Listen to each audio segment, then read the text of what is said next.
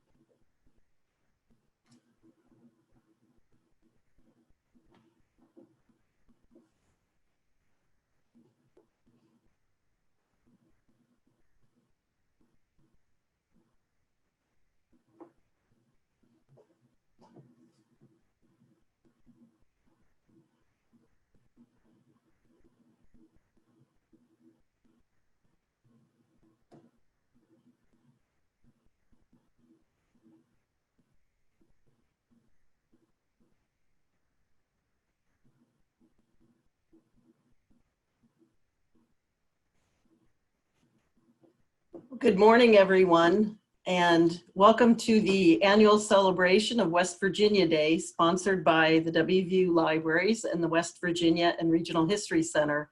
My name is Karen Diaz, and I'm the Dean of Libraries, and I have the privilege of getting us started today.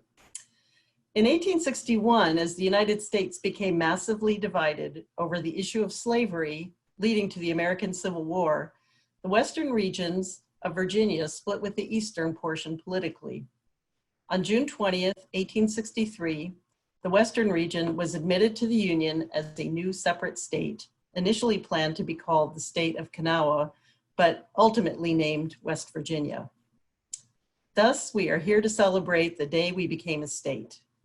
We typically use the opportunity to celebrate in person in our lovely library building, and we enjoy eating a piece of birthday cake. It also marks the opening of a new exhibit in our West Virginia and Regional History Center that educates us on the topic of the state's history that we've chosen to examine this in a particular year. This year, of course, we're not able to do any of that, but I'm glad that we can celebrate together virtually. And of course, one benefit of this environment is that I hope that there are folks who are joining us that might not have been able to travel to Morgantown otherwise. I'm also happy to say that we look forward to opening the on-site exhibit that will relate to this presentation on August 18th in our building, and that is on the occasion of the ratification of the amendment. Each West Virginia Day we celebrate by highlighting a different aspect of West Virginia's history. This year marks the 100th anniversary of the 19th Amendment, which gave women the right to vote. Thus, it is fitting that we turn our attention this year to West Virginia's role in that historic event. Before I turn things over to our topic today, however, I want to note that this year also marks the 55th anniversary of the Voting Rights Act, which enforced voting rights of racial minorities. Together, these two events are being explored in our Art in the Libraries exhibit titled Undefeated, which will open online in August and in our downtown campus library in January of 2021. I invite you to visit the WVU Libraries Art in the Libraries page for more information on that.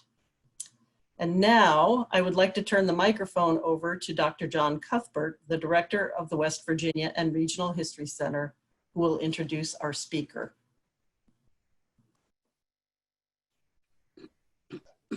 Good morning, everybody, and happy West Virginia Day to you all. It's my honor to introduce our speaker this morning, but before I do that, I want to announce that we will be holding all questions until the end of the program. However, you can ask a question via the Q&A icon in the middle of the bottom of your screen at any time. Just click on the icon and type your question. And I want to add that if a question pops up that you see on your screen that coincides with your interests, you can give it a vote by clicking the thumbs up icon that will appear right near the question. And questions that receive multiple thumbs ups will receive priority if time is running short during the question and answer period. Our speaker today, Ann Efland, holds a master's degree in history from WVU and a PhD in agricultural history and rural studies from Iowa State University. For the past 30 years, she has worked as a research historian, social scientist, and economist for the United States Department of Agriculture, currently as a post-retirement experienced worker. Her historical research since 1990 has ranged widely, including studies of U.S. farm and rural policy, rural labor, women and minorities, and institutional history of the United States Department of Agriculture. She recently received an award for lifetime achievement in the field of agricultural history. Ann got her start as a professional historian here at WVU, and in fact, working full-time here at the West Virginia Regional History Center as a manuscripts processor while she was pursuing her graduate studies. A fellow grad student working at the center at the time was none other than me. So you see, Ann and I go back a long way. Ann's master's thesis was the first in-depth study of the women's suffrage movement in West Virginia. And most of her thesis was later published as a series of articles in West Virginia history. She's also participated in several West Virginia Humanities Council projects on women's history, both while in Morgantown and after moving away, including the first Missing Chapters volume of articles about West Virginia women, and an exhibit project, Traditions and Transitions, Women in West Virginia History. Ann told me that she was delighted to be given an opportunity to return to her West Virginian women's history roots here today, where her career in history first began, and we're certainly delighted to have her. Please welcome Ann Efland. Thank you, John.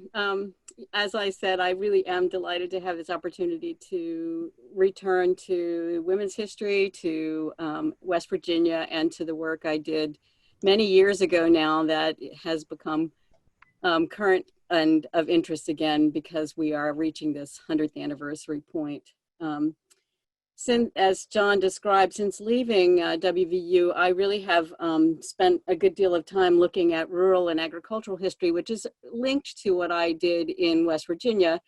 And I'd like to bring some of that new way of thinking into my discussion of women's suffrage in West Virginia, given its rural characteristics. But first, I'm going to talk a little bit about exactly what happened in the movement to give you some clear background before I go into any kind of analysis like that. As John mentioned, I started my my work in, seem to be having a little trouble with the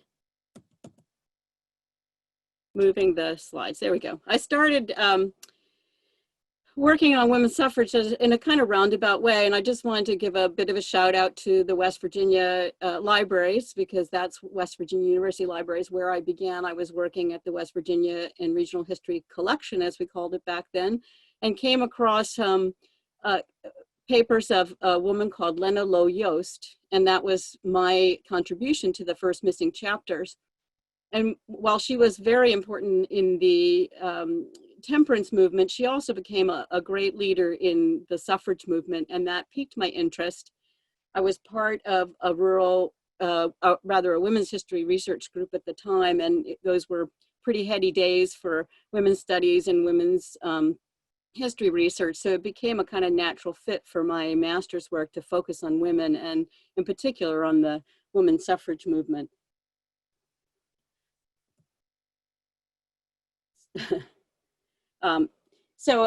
Having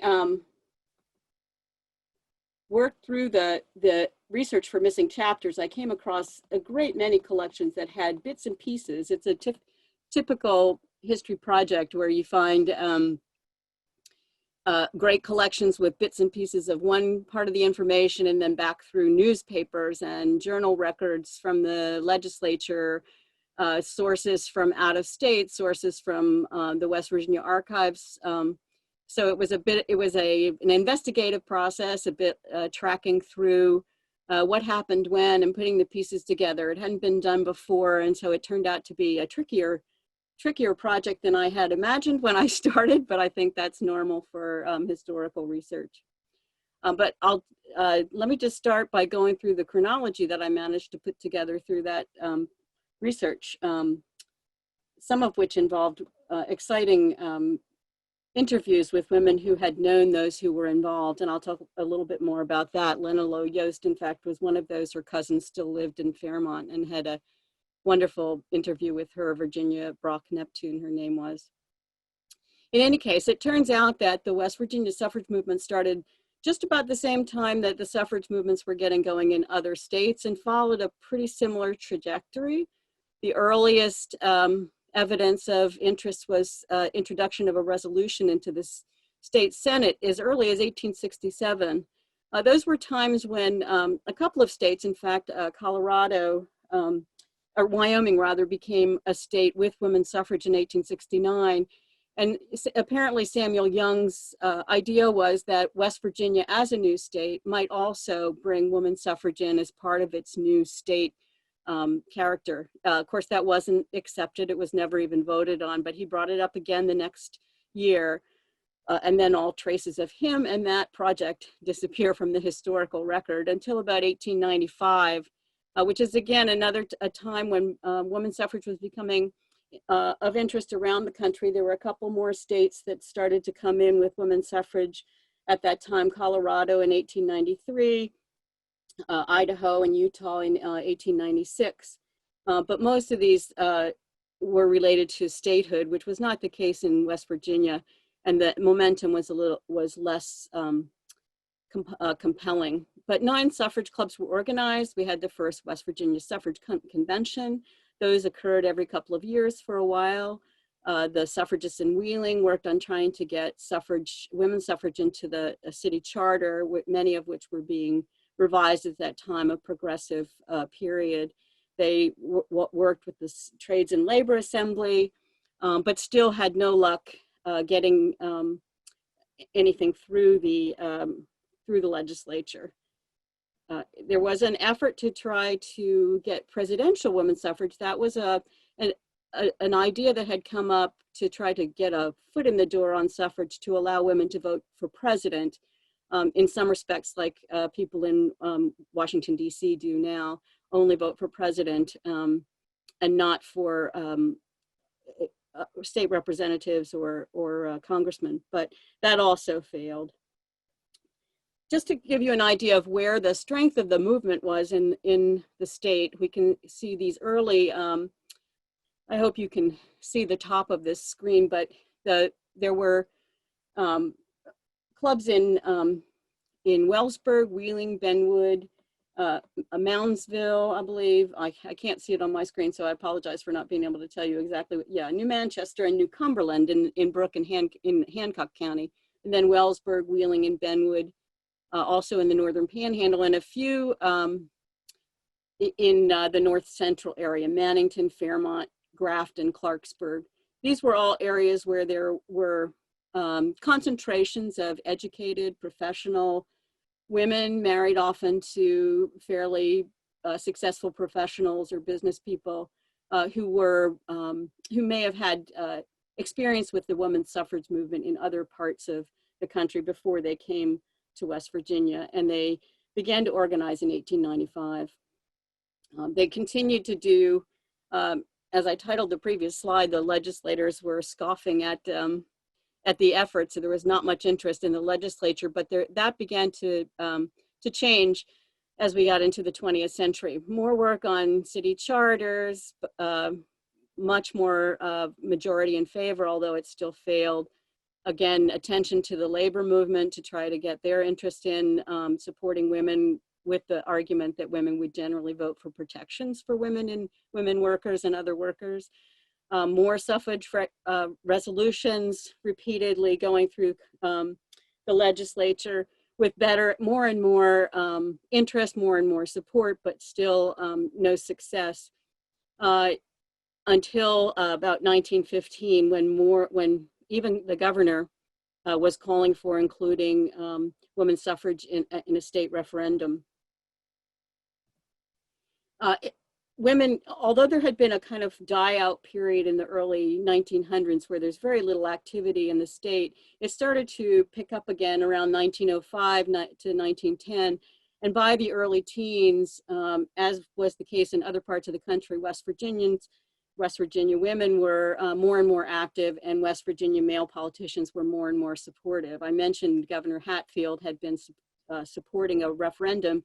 He appeared at the West Virginia celebration of National Suffrage Day in 1914 and spoke in favor.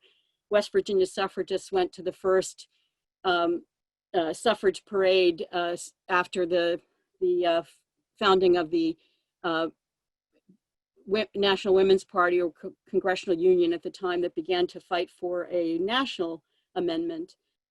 But in West Virginia, the success of interest by politicians had led to passing a resolution to allow the state voters of the state to make the decision. So there was, it was very quick. It was introduced at the beginning of January or mid-January, came out of committee, was passed by both houses within about 9 days. And at that point, all efforts in the state, as well as from the national level, turned their attention to trying to get this passed in West Virginia. It was a bit of a surprise. It hadn't been a strong suffrage state, but it did fit into the National's plans for a state-by-state suffrage that would eventually lead to a full national suffrage by way of pressure from the number of states that had granted women's suffrage. So the women got to work. Women and their male supporters set up a referendum campaign headquarters, which was actually in Morgantown. Lena Lo Yost, who was from Morgantown, living in Morgantown, set that up and was the leader of that campaign. There were support, as I mentioned, coming from the national level, paid organizers and speakers, and then later in November, finally, the vote was held. There were very high hopes for success. I mentioned that there was increasing attention from male politicians. Both political parties had moved towards favoring women's suffrage on the national level, so that brought some of that into the state, but it was also becoming an acceptable sort of progressive reform for progressive politicians in both parties to stand for. So a great deal of activity around the state.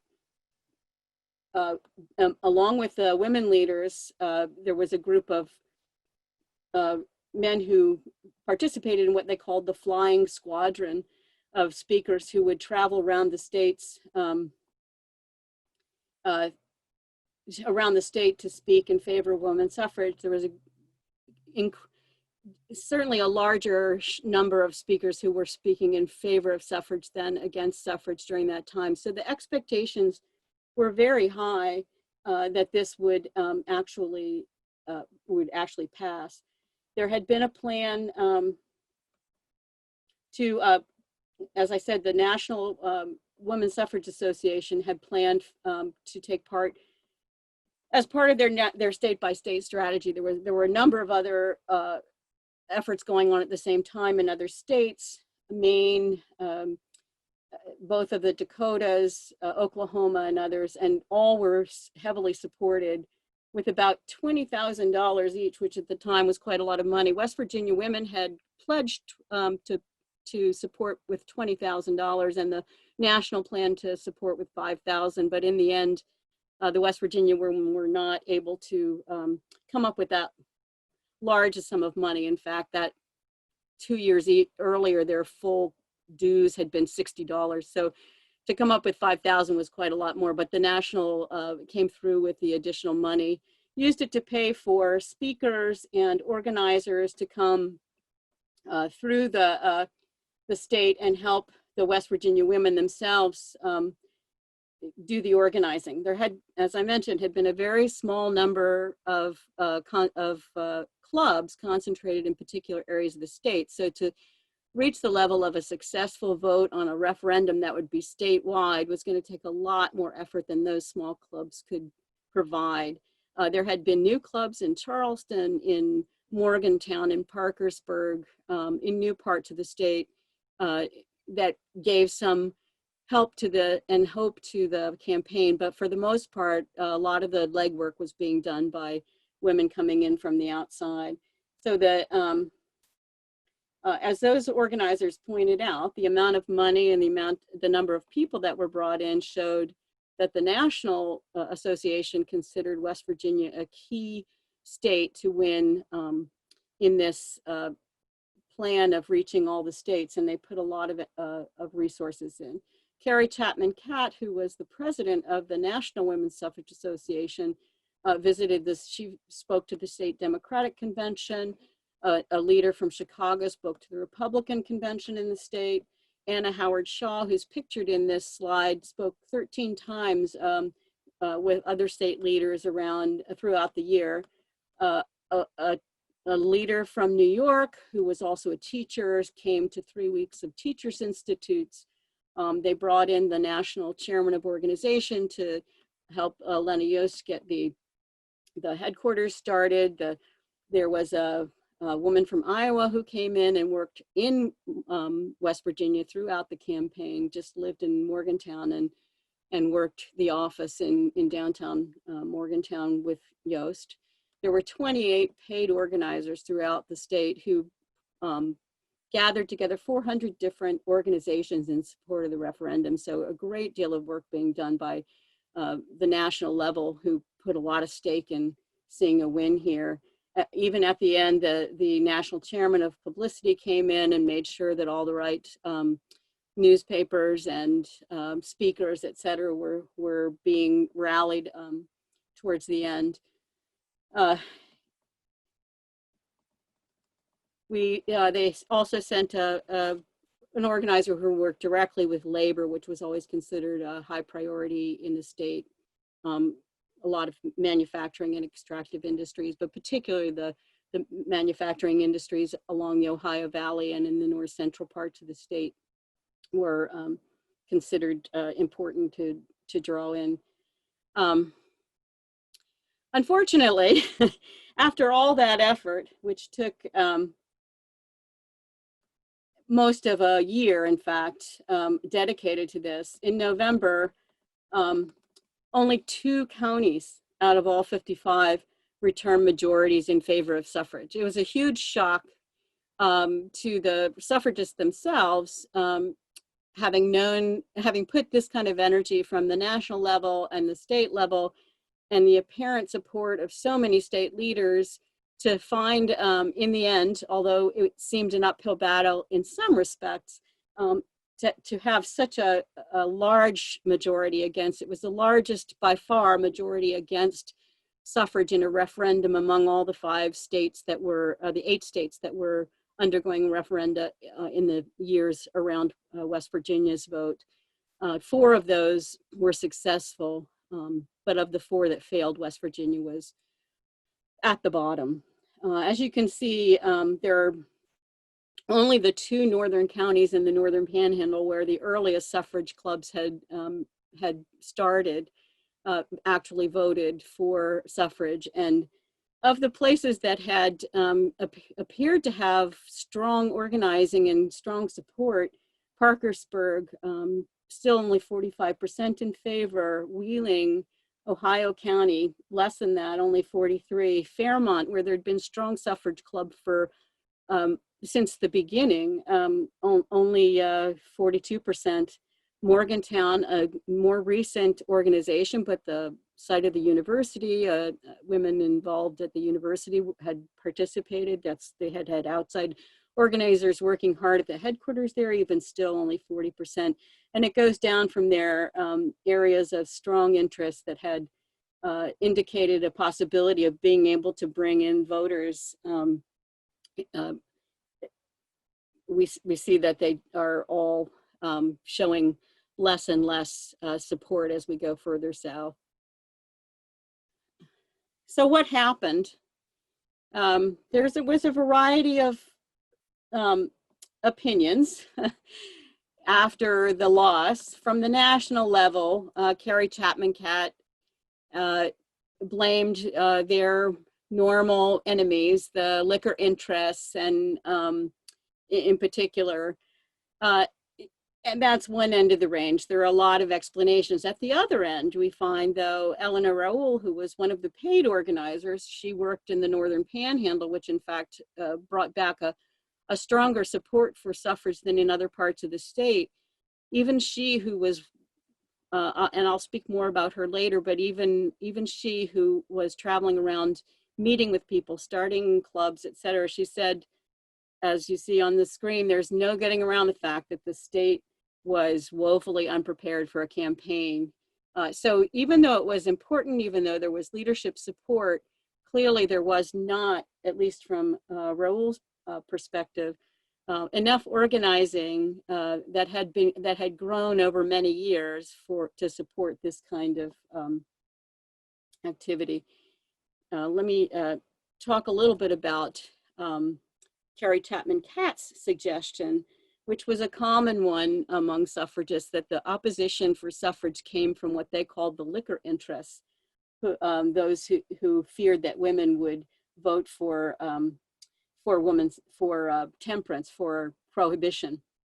It doesn't seem like a likely explanation in a state like West Virginia that had passed a prohibition amendment in 1912, so clearly had been opposed to, had been part of the temperance movement, had already made the decision that prohibition was what the state should have. And you can see by the percentages in these counties in the states that there's very high support for prohibition in the state. It's possible that that may have had some influence in Wheeling, which was this, as you can see, a 33% vote in favor of prohibition. So there's a stronger opposition to prohibition there, but the chances of women's suffrage having any influence on the outcome was pretty slim. Actually, the state leaders who had spoken to the 1915 convention were concerned about the rural areas in the state and had recommended that the suffragists focus hard on bringing rural voters in, understanding that that would be an area of high opposition. The anti-suffrage organizers repeatedly argued that temperance, in fact, I'm sorry, those political leaders had pointed out that raising the temperance issue might help bring women's suffrage, votes for women's suffrage. The anti-suffragists had been fairly clear that this was not an issue in the state of West Virginia. Male voters had already brought in prohibition. There was no reason to suggest that women were needed to bring that about, or that they would have any influence in keeping it should men decide to change the state's laws. So they considered it irrelevant. And as I noted, the votes for prohibition don't track at all with the votes for suffrage. So the highest majority votes for prohibition occurred in Doddridge County, which was 89%, Clay County, 88%. Majorities against suffrage in those states were nearly as high. Clay County voted 88% for prohibition, 86% against suffrage. So the link is essentially non-existent. My husband, who is does statistics, checked this out for me, ran a correlation of all the data, and found that it was virtually zero, 0.09% or something. So we can pretty much determine, although the national level didn't agree with this, that the liquor interest had very little to do with what came about in the referendum. One of the more possible explanations might have been the ramping up of activism against women's suffrage that had not been really a part of the conversation until the referendum came about. There was no organization in opposition to women's suffrage. There had not seemed to be a need. As I mentioned, it was not an issue that got a lot of attention in West Virginia before the referendum. But as soon as the referendum came up, they were very busy getting out speakers and broadsides and newspaper articles explaining to women why they should be, to women, why they should oppose it, and to men, why they should vote against it.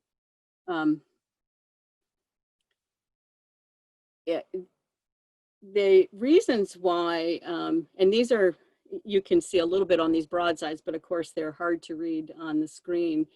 The reasons that the opponents claimed suffrage should be opposed was that it, and these resonated with people who had not yet thought a lot about women's vote, or at least who had seen it as potentially dangerous change, that they had, that there hadn't been a strong argument in favor of yet. They point out it would disrupt family unity, playing on the idea of traditional women's sphere in the home, that it would require women to serve on juries and to do military service as full citizens.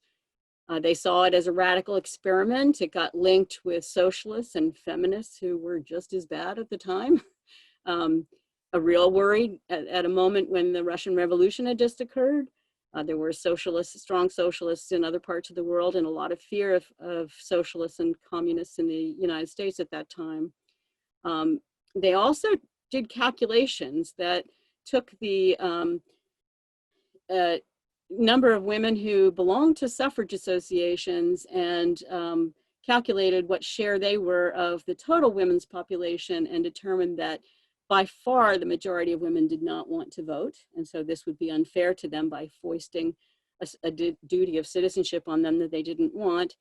And then just to top it off, in case you might think that women voting could do some good socially, they pointed out that improved conditions for labor and women and children had not actually improved in the states where women could vote, pointing out, in fact, Utah in particular, which had given women the vote fairly early as part of their statehood, had not gotten rid of the immoral lifestyles of Mormon families. And therefore we couldn't count on women to do the right thing. As I mentioned, some of the organizers had pointed out, not that there were specific interests opposing women's suffrage that might have been possible to overcome some of that, but their belief was that really the state had just not done the work over the years to bring this issue up fully to people so that they could think about it. To men in particular, they could think about what this really might mean. Eleanor Rowell, who I mentioned before, was not alone in assessing that the organizing and awareness of suffrage was very limited in the state. Irene Drucker-Brough, who founded the new Huntington Suffrage Club in 1915, she was a daughter of a suffragist from Ohio. Her mother had been a friend of Susan B. Anthony, one of the earliest women leaders who had called for suffrage as early as in the 1840s. The full quote, I have part of it up here, but the full quote is, "They didn't know what suffrage was in West Virginia. In 1915, we would go around and talk about voting for women, and people thought we were cranks and crazies." So this is a brand new club. in a very important city at the time, a commercial center, a railroad center on the Ohio River, and to think that the referendum was in place at a time when even a well-developed commercial center was full of people who didn't even think that women's suffrage was a current idea, didn't give credence to it as an idea. And also in the same general area, Madeline Breckinridge, who was a Kentucky suffrage leader, spoke in West Virginia. She was close to Cora Ebert, who was a leader in Parkersburg. She sent a note in 1915 to Cora saying, "I'm very hopeful of your states going right. My only fear is that the women generally won't wake up and go to work in time." So there was a lot of concern about lack of preparation, lack of recognition of what was required to bring about a victory in something in this kind of a campaign. Another shout out to my husband who did this nice map for me, different from the ones I typed up and colored in myself years ago. Just to give you an idea of what the areas of support and lack of support in that referendum campaign. You can see it better with this kind of a map than just those percentages that I had showed. So scholarship on the outcomes of state level women's suffrage efforts have tried to find consistent explanations that relate to regional characteristics and other explanations for why suffrage did and didn't succeed in some places. Industrialization, commercial development, manufacturing were often associated with relatively strong suffrage movements. Leadership of pro-suffrage organizations tended to have professional education and occupations. As I mentioned before, they were often involved in voluntary associations linked to progressive reforms. Those are often also considered important. But there's no clear line yet that's drawn from those characteristics to the success of suffrage.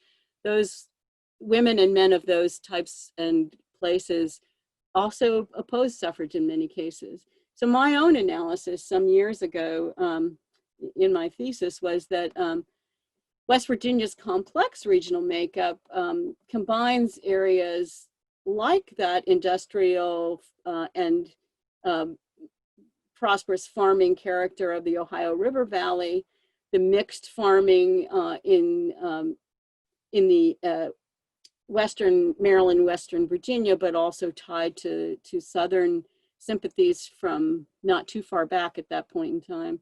And then the high mountain regions where extractive industries and subsistence agriculture were prevalent. And I suggested that the proximity of the more industrial and commercial areas of the Ohio Valley brought the northern panhandle, north central, and western river counties into closer contact with progressive social and political ideas.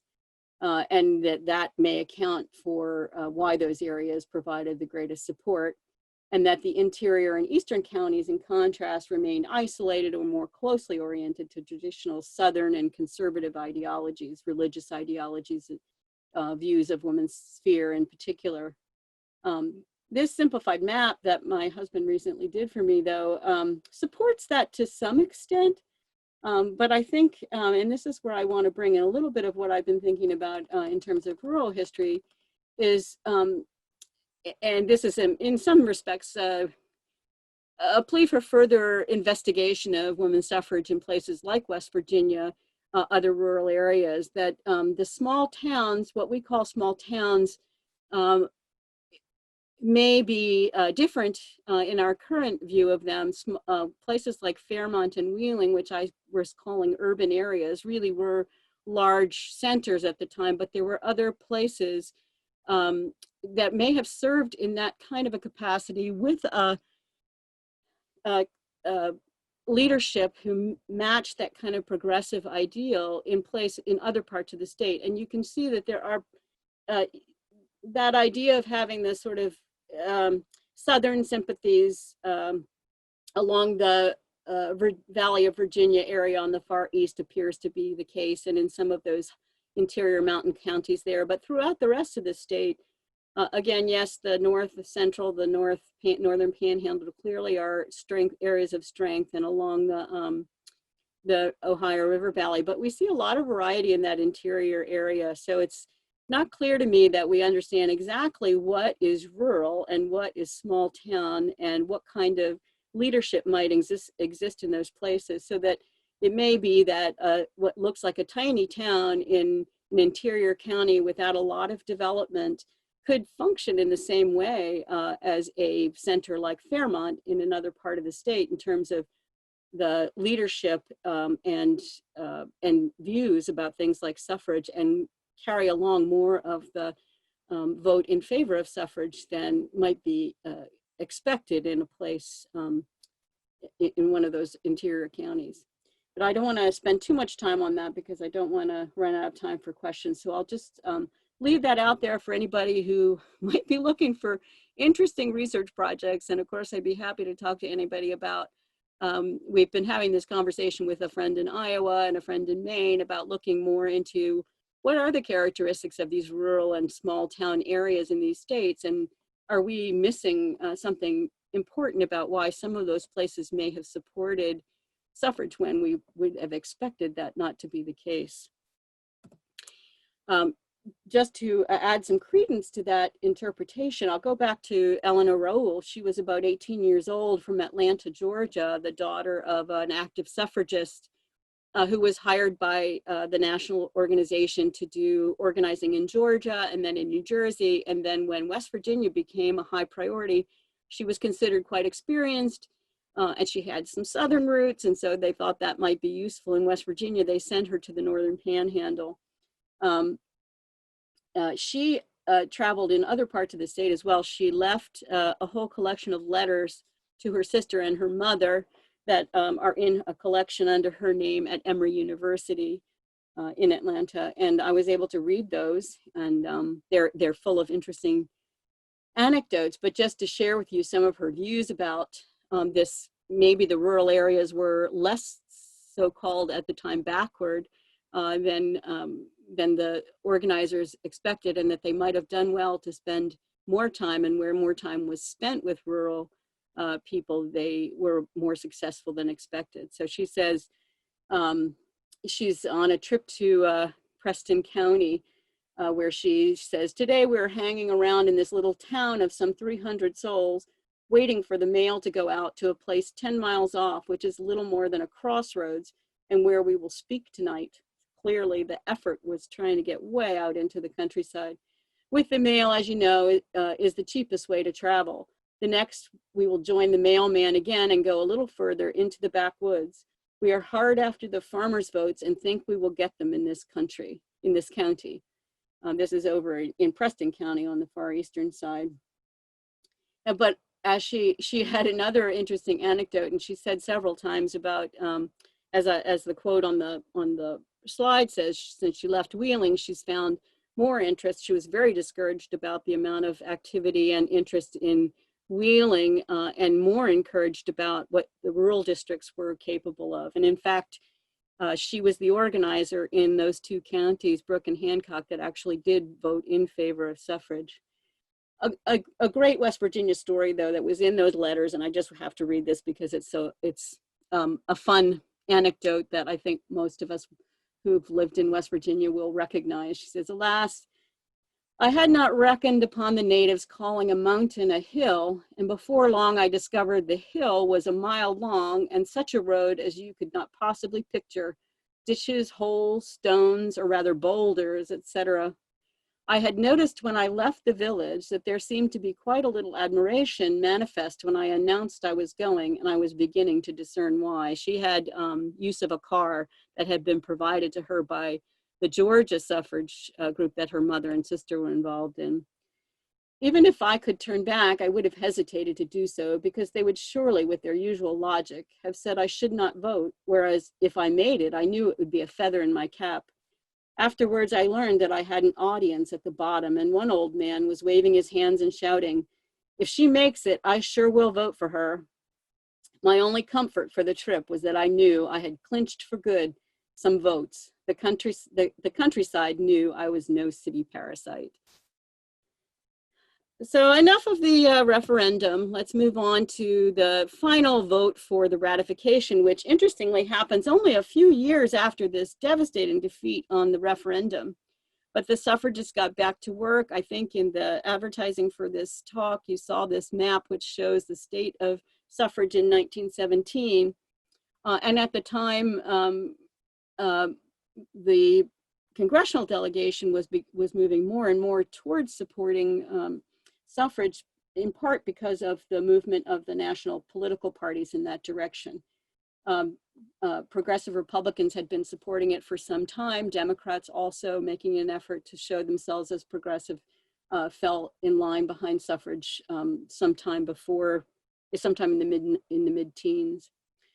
The work, in fact, many people believe that it was war work that is in support of World War I that women had done that brought greatest interest, or at least a lot of support for the idea of women voting. When the resolution came up in Congress, in fact, the entire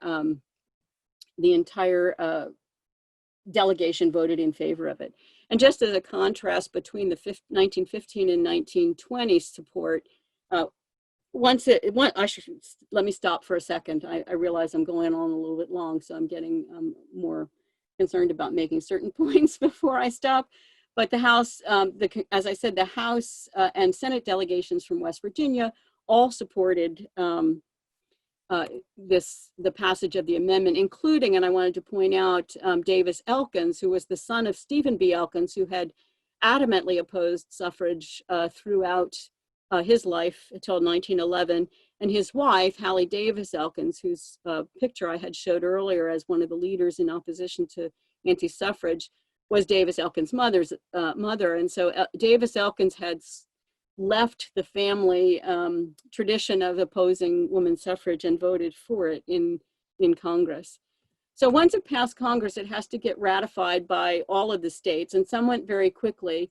West Virginia also became interested in it, and in fact, for some reason, it's a bit surprising that the national leadership did still see a possibility for passage in West Virginia, despite the previous loss. And you can see the extent of support changed over time. Only these 9 counties initiated petitions in support of suffrage in 1915, whereas 23 counties did so in 1920. It was a bit of a difficult fight. I think the expectation was that we were now looking not at getting all voters in the state to support it, but just the political leadership, which had frequently been in support of even the referendum. So we were at a different level of political views, a different set of political views. But the state legislators who had to vote on ratification clearly felt free of the pressure of the results of that state referendum, even just a few years later. I mentioned women's war work. There was also concerns about political support at the national level for presidential campaigns, et cetera. So the political parties had come in line behind suffrage, as I mentioned. It was a little complicated. Governor Cornwell supported it, but didn't really want to bring in a special session that would cost the state money, and he thought would lose support for suffrage. But he worked out a way to do that by combining it with a tax issue. And when they called that special session, the expectation was a fairly easy victory. In fact, the House of Delegates passed the resolution within the first week, 47-40. But the Senate got tied up in gubernatorial nomination strategic positioning and ended up with a 14-14 tie, which didn't seem to be able to be broken. One of the senators, Jesse Block, who favored suffrage, was on vacation in California, afraid of flying. They managed to persuade him to return for the vote. They kept the session going by, threatening to hold a vote if too many anti-suffrage senators left. So everyone remained in session. He took a 3-day train ride crashing across the country, arrived just in time for a vote, and broke the tie. And West Virginia became the 34th state. There was a very wonderful poem written about the long ride of Senator Block. Carrie Chapman Catt, or Lena Loyos, sent a telegram to Catt letting her know that they had won West Virginia, calling it an exciting battle and dramatic finish. And what Carrie Chapman Catt said, I think makes clear, despite the fact that West Virginia has not gotten a lot of attention in the discussions of how women won the vote in the US, what Carrie Chapman Catt said, the suffrage is won. The words are simple, but thrill as few words can do. The people who have followed the course of women's suffrage from outside with indifference or small understanding of what has been at stake will have no comprehension of the real message which the West Virginia victory carries to women. To us, it means that the nation is won, that the 70-year struggle is over, that the women are enfranchised American women. And she considered the West Virginia win critical to providing the momentum that gave Tennessee the incentive to ratify in time for the 1920 election. So West Virginia played a critical role that has been overlooked by many. I've included a small collage of women who were involved. I won't take the time to do that, so we have some question and answer. It's hard to track many of these women, but there are a number whom we can talk some about who were professional leaders or educators or otherwise involved. And my final slide, so that you can contact me if you have any interest with questions and ideas for further research on this. And if you like to sing, here's the West Virginia Suffragettes campaign song, and it's to the tune of Maryland by Maryland. I'm a Marylander, so I go with that, but you can call it Oh Christmas Tree and know how to sing this song anytime you like. Thanks for your attention, and I look forward to answering questions.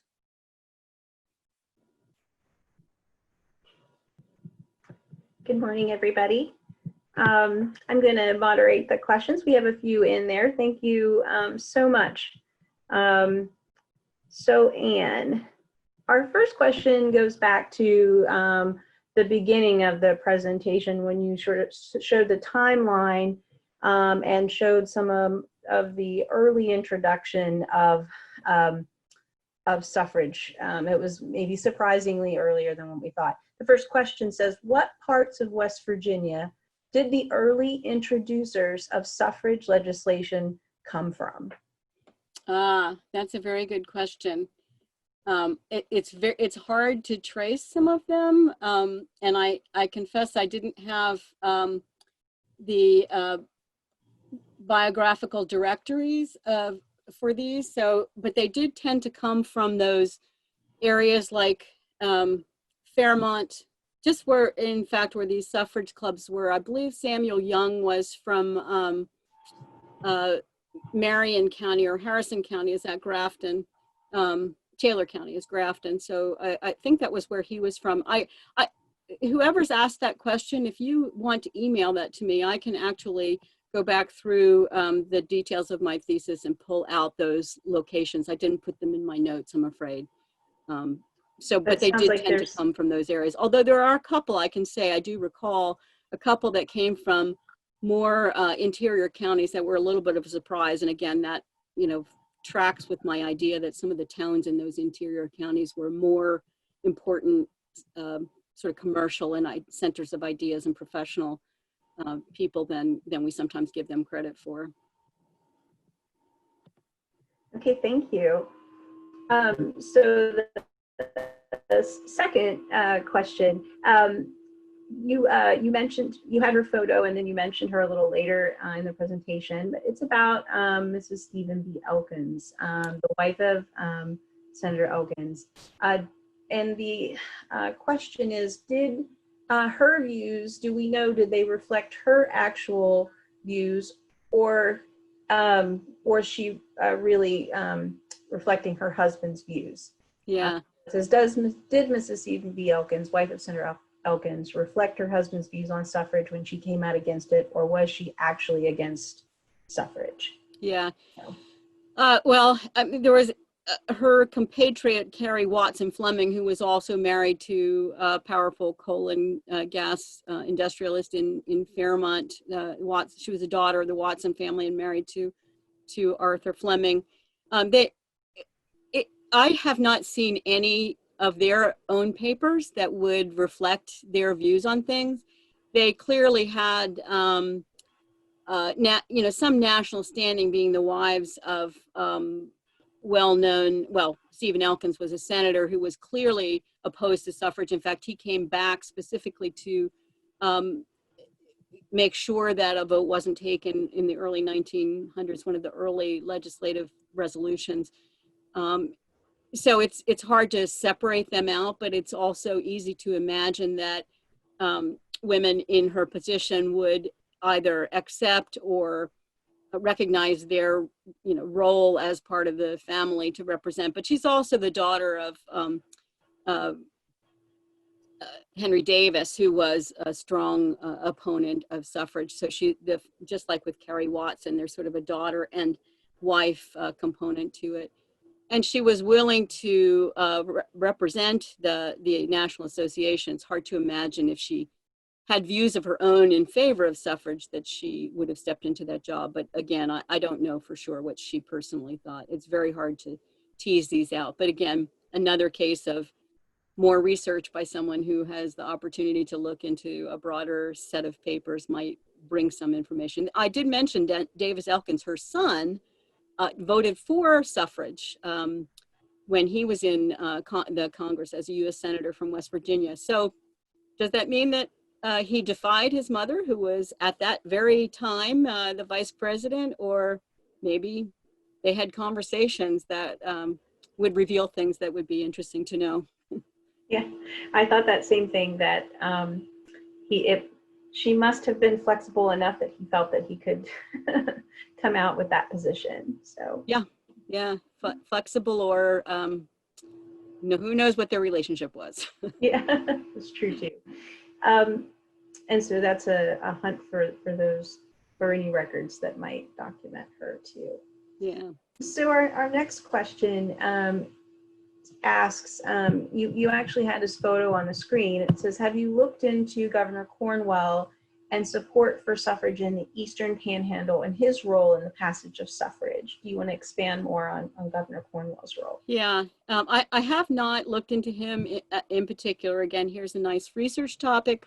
Cornwell, also Governor Hatfield and other politicians in West Virginia who came out fairly early and favored suffrage for quite a long time. There were a couple of other congressional representatives who had supported Hunter Moss and a couple others who supported suffrage for a long time.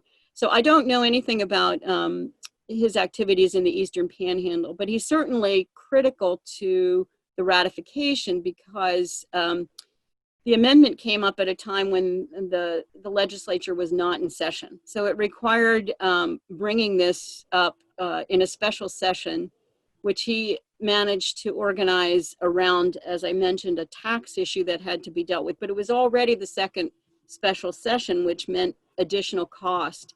So he made sure that that cost issue wasn't weighed against the suffrage views. I think he was fairly clear that apparently was strong support, enough support not to worry about passage until this complication of the gubernatorial nominations entered the fray. But he was instrumental in helping to get Senator Block back. He was instrumental in making sure that the session was strategically balanced in such a way that it did not break up before Block could come back. There was an effort to get someone reseated from the anti-suffrage side that he helped to make sure didn't happen. So it's quite clear that he, at least at the ratification stage, was instrumental in making sure the vote happened in a way that would support suffrage, the ratification of the suffrage amendment. Another good research project. Great, thank you. We did have someone update that Samuel Young was from Pocahontas County. Pocahontas, that's right. I do remember that now. Thank you. I was kind of thinking he was from a different part of the state than I was remembering. Thank you for whoever brought that up. An interesting angle on this idea that I've had about where the strength really lies. Yeah. So our next question it says, what is the role of the ministry, the educated and the uneducated? Seems like this is a missing dynamic. Yeah, and again, this is a case, and I sorry, should apologize. It's been about 40 years since I did this, and if I had been a more mature scholar at the time, I think I would have looked into some of these aspects a little more deeply. It's a little hard to get at. It would take a different kind of research to try to get it into newspapers in small town areas. Clearly, the educated ministry in the mainstream Protestant sect seems to have been pro-suffrage for the most part. And also there was a rabbi who spoke in favor of suffrage around the state during the referendum period. So we see in Presbyterian in particular that I recall, also Episcopalian and some others from the mainstream side who were clearly supporting suffrage.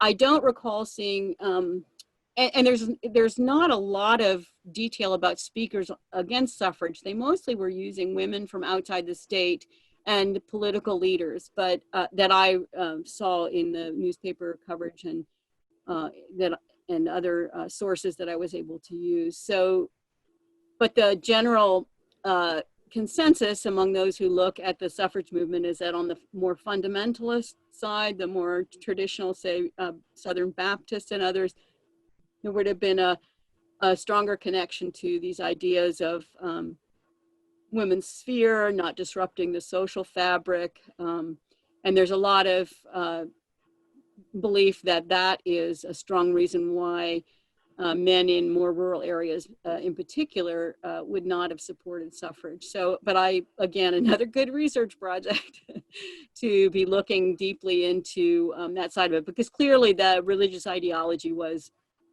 a component of the both pro and anti opponents and suffrage supporters. Okay, well, and so we have one more question. I think it's a good question. What role, if any, did race play in the suffrage debate in West Virginia? Yeah. That is a very good question, and I didn't mention it. It sometimes comes up. It certainly did come up in discussions of what might have happened along in the eastern counties that had a stronger connection to the Confederacy. And again, we're only 50 years out from the Civil War at this point. West Virginia, as a new state, was not as welcome in that part of the state as it was in some other parts of the state. So there's still some opposition to that. But in fact, of course, there's very little Black population in that part of the state at that point in time, and more so in the southern areas where they're beginning to be part of the workforce in the coal mines and other extractive industries. And so there is an issue within the labor movement over Black and white, Blacks being brought in to work in the mines as an effort to try to break up the labor unionization efforts. But I did not see in any of the literature, either by the anti-suffragists or the pro-suffragists, a discussion of the impact of the Black vote. Now, the anti-suffragists may have been coding it a little bit. They talked about it's not just your wives and daughters who'll be able to vote, but there are, other opponents besides the race division in the state that could have been intended there, in particular labor issues and working class voters, but and other ethnic minorities, Italian and others East Europeans who were immigrating at that time too. So again, it would be worth looking into on a more local level. West Virginia is a bit of a challenge sometimes to do research on because the regions are so diverse, and the local research can be very time consuming to get the whole state. But if someone is interested in looking in a particular location and those pieces get put together, that picture will get clearer. Yeah. So in addition to just race being used as a strategy by either side, in addition to that, any evidence that suffragists may have reached out to women of color Linda notes in the comments that she thinks Memphis, Tennessee Garrison in McDowell County was a suffragist, but we need to verify from her. That may well be. I never found evidence of it when I was doing the research I was doing, but again, there's so much more to look for and look at, in particular, once you have the story, kind of the chronology down, starting to try to figure out what happened and why.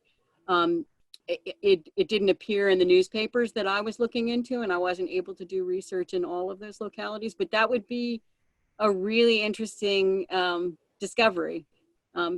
There are suggestions that I mean, that's hard to find in even the national level. It's something that people are just beginning to make the links on and should have done before, but again, it's blindness, looking for chronology first and explanations later, and it's easier to look at the rhetoric than to find the stories of individuals. Thank you so much. So those were our last questions and comments. There was a question that I wanted to address that was in the Q&A section if people aren't looking at that, and that is about Anne's thesis and its availability.